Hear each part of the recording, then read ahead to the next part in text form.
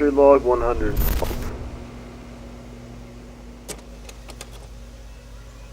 Today was a shit show. I was implanting a tracker into an infant omniraptor, and everything was going great until I tried putting the camera in. The infant woke up and bit my finger, and the second I let go of it, it ran off the table and out the door. I tried to catch it, but by the time I was outside, it was gone. Good news though, the camera should be stable. Bad news is, I'm pretty sure it was damaged in the process, so who knows how long that camera's going to work for. The Omni will probably bleed out. Well, actually, I'm not too sure about that. I didn't really examine it close enough. That's what I get for not giving it more sedatives. I'll keep an eye on the tracker and see if I can find it tomorrow.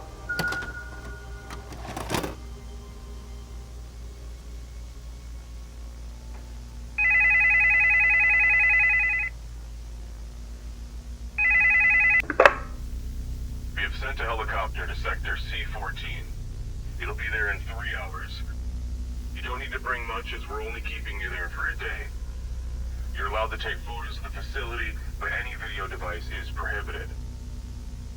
We're looking forward to your arrival. Day 114. Today I received a phone call from... Apparently Apollo wants me and a few others to visit their new radio facility. I'm kind of confused as to why they're taking me to visit this radio station. Maybe this facility will be near where I'll be working when we move here next year. I don't know how I feel about switching facilities. There's no real reason to switch facilities. But whatever. At least the island looks cool.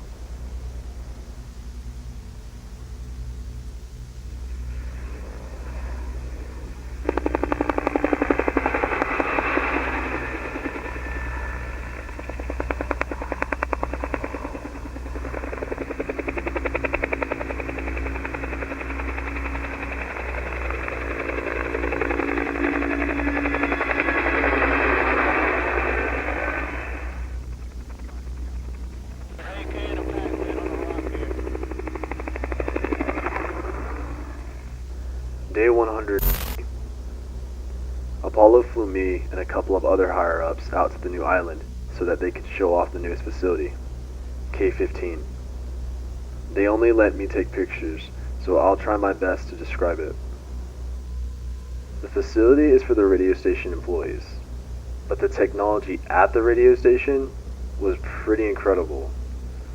The location of the facility was stunning, yet it was really concerning. The dense jungle right next to the facility can easily lead to a carnivore ambushing anyone who steps outside the facility. I wrote a list of my concerns to Apollo, and I hope they take them seriously. The first concern I told them about, everything there is relying on a single generator, and if that isn't a security flaw, I don't know what is.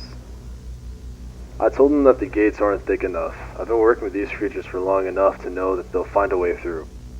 Whether it's by slipping their way in or breaking the fence, they'll find a way. Also, there's a small cliff right next to the facility. Any medium-sized dinosaur that's small enough can infiltrate the base with ease. And why are there already dinosaurs on the island?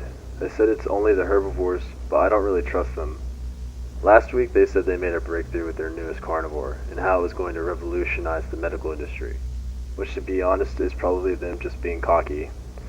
Hopefully they've made a breakthrough for anti-venom though, because the amount of vipers on this island is almost more terrifying than the dinosaurs themselves. Anyway, the last concern I have is the fact that we're moving all operations to Gateway in 2 months instead of a year. Why did they switch the time so drastically? And I don't even think that 1 month will be enough time to move all our assets over to Gateway. But, to be fair, we were only there for a day, and the facility they showed us is made for lower class employees, but it still doesn't give Apollo an excuse to not have proper security, especially when dealing with prehistoric monsters.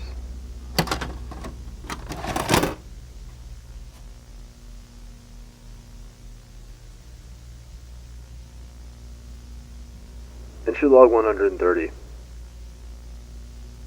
The population of our herbivores has doubled across nearly all species. Recently we've been having problems with the stego population, but that's most likely due to some sort of illness that has recently been affecting some of our apex carnivores. Today we checked on Sector 30, which is where most of the Tyrannosaurus population lies. The herd looked very healthy, and even had 2 dryos tagging along for protection. Dryos are weird little creatures. They're oddly friendly towards humans, and one even came up close to us and expected us to feed it. And of course, when we didn't, it ran off back into the protection of the herd. The view of the herd and the pteranodons was absolutely stunning. We decided to take a moment and appreciate the scenery, as we won't be seeing this group for a while.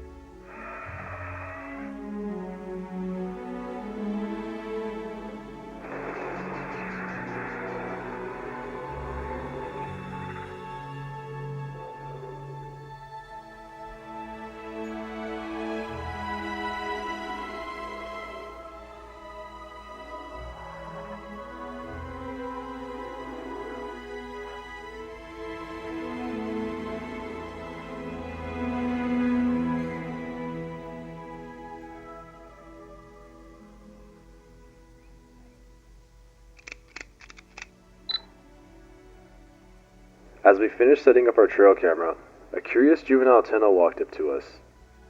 Since we were standing way too close to the child, it caused the adults to become aggressive toward us. But with the trail camera set up, we were ready to go anyway. We headed back and managed to make it back to base before dark.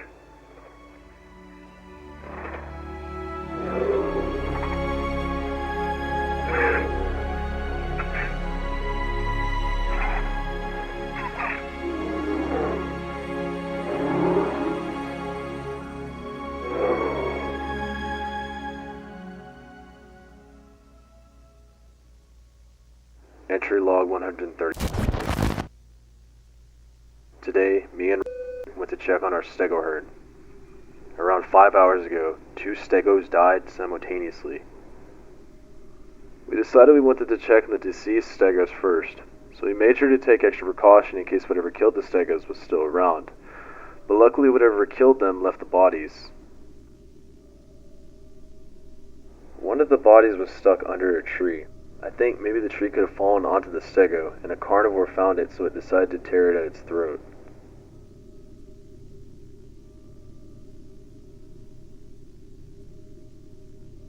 The second stego, however, died in a forest clearing. It's likely that this stego separated from the herd to maybe help the stuck stego, and got ambushed, but I doubt it was out there to help the other stego. The bodies were barely eaten too. They were covered in a weird mucus-like substance. My guess is it's to preserve the bodies from decomposition. But we don't have any dinosaurs that do that. I made sure to grab a sample and send it in for an examination.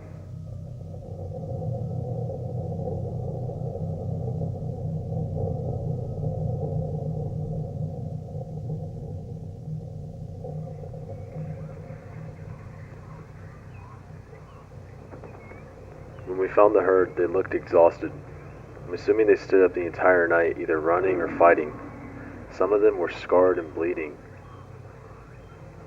The dagamages were soaked with blood, so I believe the stegos might have been able to kill whatever attacked them, and that could explain why the carnivore wasn't at the bodies. When we set up the trail camera, the light flashed and spooked them a little, and they mock charged us. Whatever happened last night put them on edge. I'm pretty sure whatever killed the 2 stegos isn't an apex. They all starved out a couple of months ago due to the horrible diogenes we gave them. There is a chance one could still be alive, as there was a nest near Sector and the last was lying next to its nest. When I arrived, the eggs were cracked open, but that was because the mother ate all her kids in her last attempt at survival. Whatever the creature is, it's probably dead or bleeding out, because from the blood on the stegos' tails, I'm assuming it got hit a few times. Anyways, we headed back to the facility and took the rest of the day off.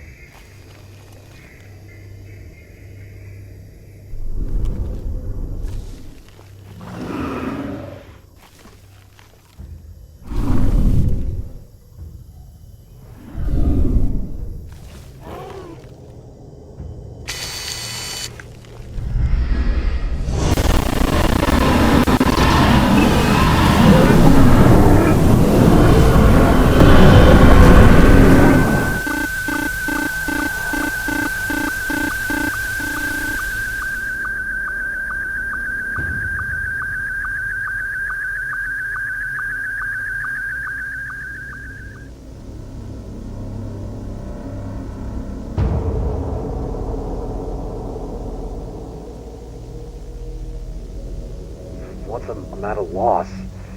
I thought I knew everything about this island and what was on it.